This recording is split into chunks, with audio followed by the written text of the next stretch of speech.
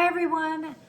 As of September 1st, 2024, European travel has just gotten a little bit easier in my opinion. The European Commission has made some rule changes about the liquids you can take to Europe and your luggage, your carry-on luggage and your personal item. So we're going to go over it. We're going to talk about the changes, what you can take, what you can't take, how it's a little bit different, so that when you travel to Europe, you won't have any problems. Let's go. The European Commission made changes to liquids. So some airports have different equipment on how they can look at your liquids coming in Europe. And so the big change that they made was they standardized what size liquids you can take in. And so right now, the size is 100 milliliters, and that works out to about 3.3 ounces in the US sizes. So they have different machinery that can sort of x-ray this stuff. So they have decided that everyone should be the same. I guess they were having problems, who knows. So from airport to airport, they've decided that 3.3 ounces is what they're going to take, much like in the United States. So you have your little baggie with all your liquids, max size 3.3 per bottle.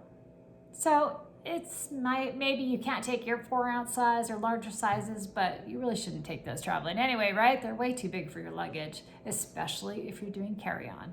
So I don't think that's really a big deal. I was doing that anyway. And I do have a video about toiletries that kind of shows you kind of how to pack that stuff so that you can get everything you need. So if you want to take a look at that next, I'll have it pinned in the comments below.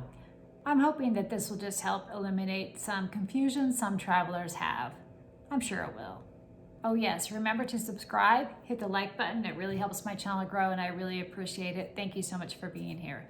Now for the new baggage rules.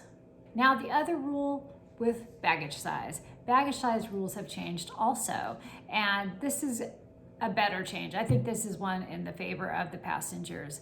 So the European Commission has standardized the size of your carry-on luggage that you can take into the airplane with you. The dimensions are 55 by 40 by 20, or in the inches, that is 22 by 14 by 9. So the first was in centimeters, the second was in inches. That's for carry-on. And the dimensions for your personal item are a little smaller. It's 40 by 30 by 15 centimeters. So that's approximately 16 by 12 by 6 inches for your personal item, give or take. If you do the exact conversion, they vary a little bit. So I think the personal item may have gotten a tiny bit smaller, or it's a tiny bit smaller than what we do here in the US. I think when you are traveling to Europe anyway, it's better to take a little bit less, because that's the item that's going to go in the seat in front of you.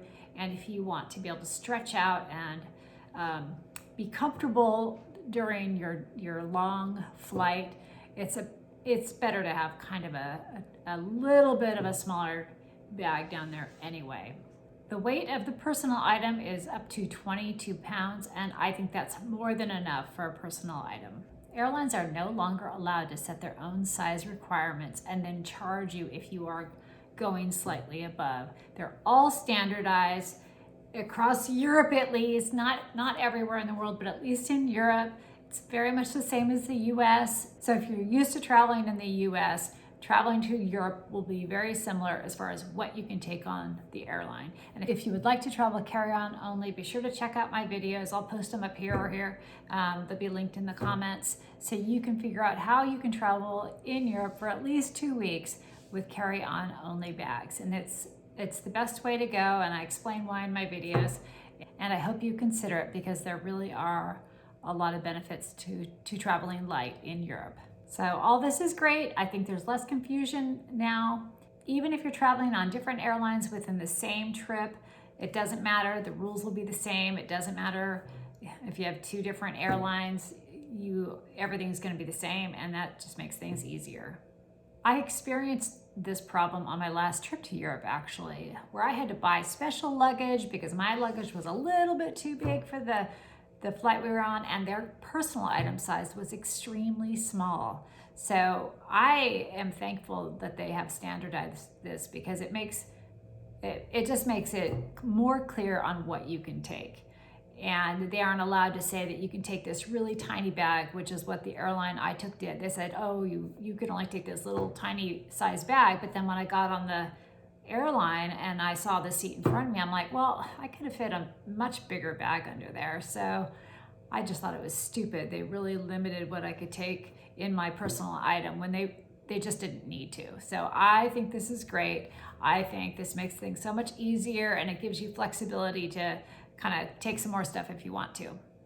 Check out my other packing videos and they may help you with your packing. All right, bye. Hit like and subscribe. Check out the videos. See you later.